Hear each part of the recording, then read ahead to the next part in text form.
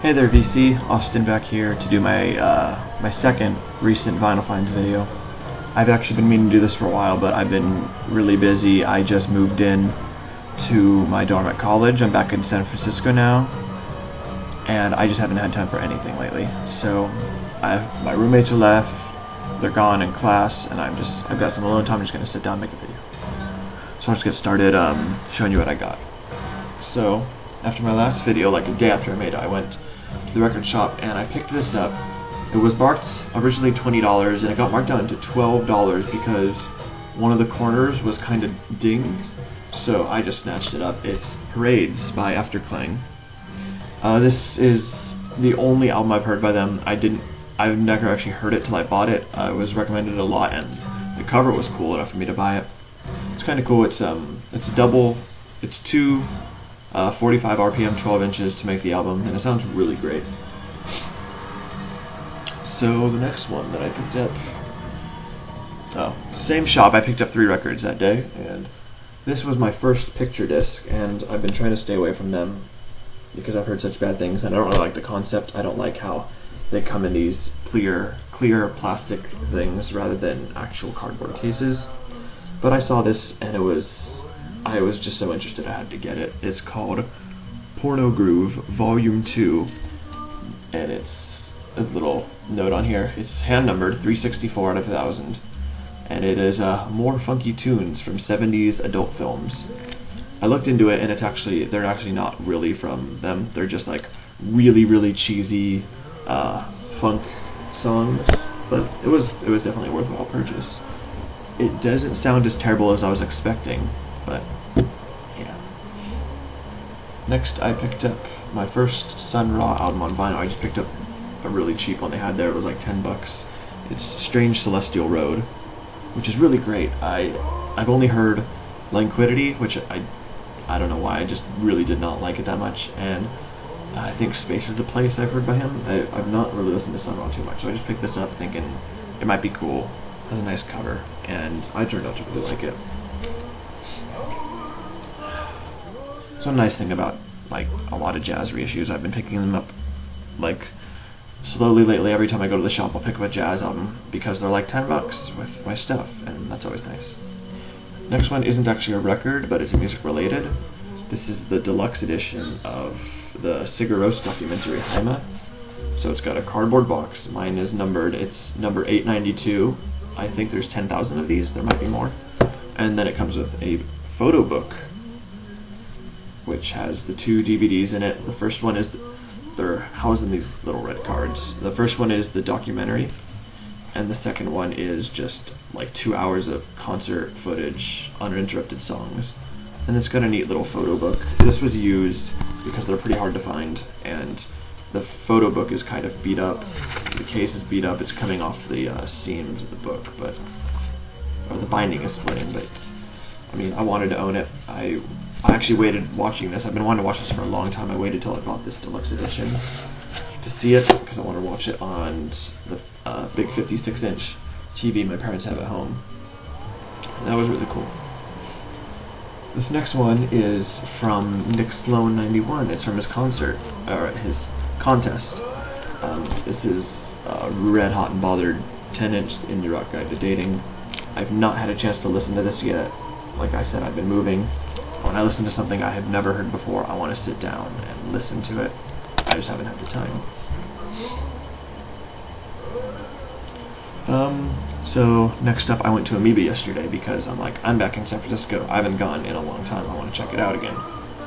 So I'm going around and I go to the experimental section and I see they added a 7-inch bin and they had clearance section. Only 2 clearance 7 inches. This one I picked up because it was 50 cents, and I figured it looked really cool, and you can't go wrong with 50-cent 7-inch. It's a 7-inch split of Tender Love and an M&E tube. I've not listened to this yet, but it seems really interesting. Let me open it up.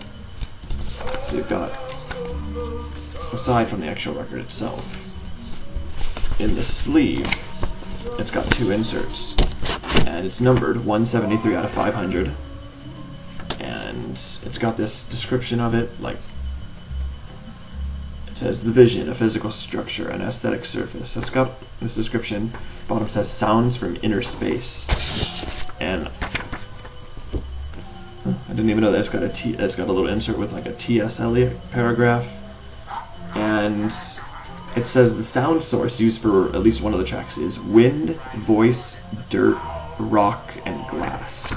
So I'm expecting some kind of either like dark ambient or like maybe just some straight up noise. But at 50 cents, I figure I can't go wrong. If anything, I just got a new Frisbee if it's absolutely terrible. But it's got to be at least interesting to hear. This one I was really excited to find because I was wanting it online I was looking at it online for the longest time. I wanted it really bad. And then I'm digging through the recent used arrivals at Amoeba, and I see the top of the cover. And I instantly saw what it was. I knew what it was, and I grabbed it. And it was $20. It's in... Excuse me. It's in, like, near mint condition. The sleeve is perfect. The records are perfect. It's really great pressing, thick, heavyweight vinyl, thick cardboard packaging. It's the black one, which I don't know if that's limited or not, but either way, it was only $20. I've seen it like $28, $29 online, so I figured I'd grab that. This next one is what we're listening to right now. This is Tom Waits' The Black Rider. Now this is a bootleg, because unfortunately originals run upwards of $100 sometimes.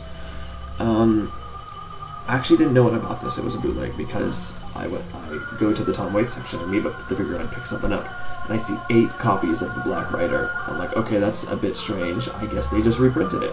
Really cool. I'll grab a copy. I've been wanting it.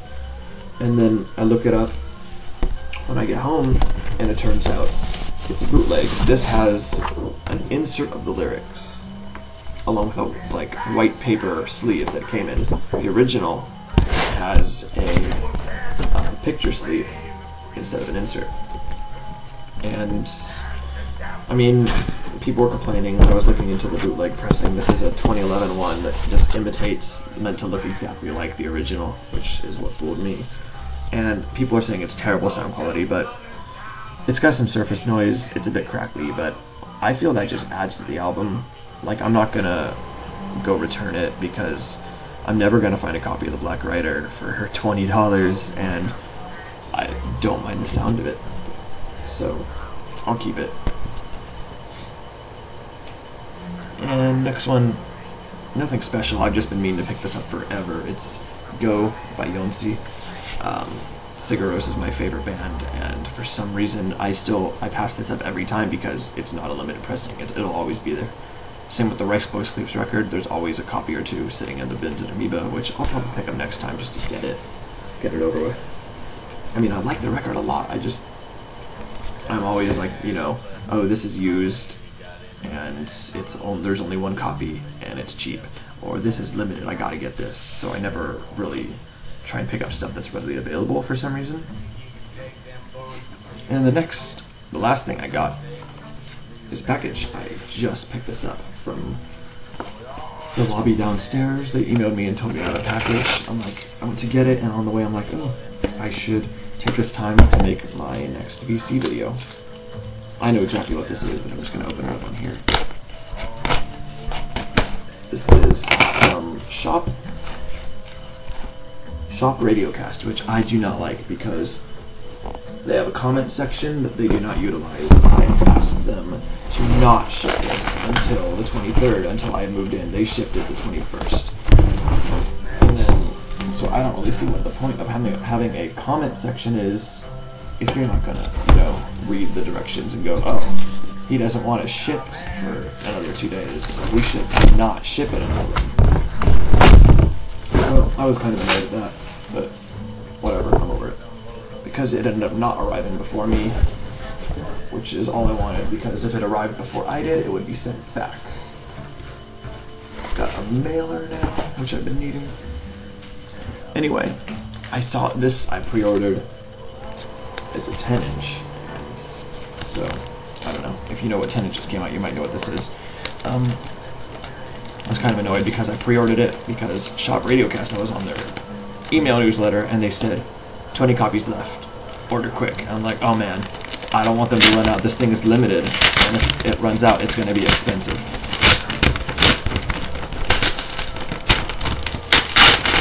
So I ordered it. And then I go to Amoeba yesterday, and I see 6 brand new copies for $10. I paid $15 to order it and pay tax and get it shipped. I could have saved $5 if I waited, but whatever, better safe than sorry. This is the new Sigur Rós 10-inch of Várud, and it plays inside out. It's got the A side, Várud, the 3rd track from Valtari, one of the best tracks on that, and then the B side, I don't know what it's called, but I haven't heard it yet. It's a Valtari bonus track.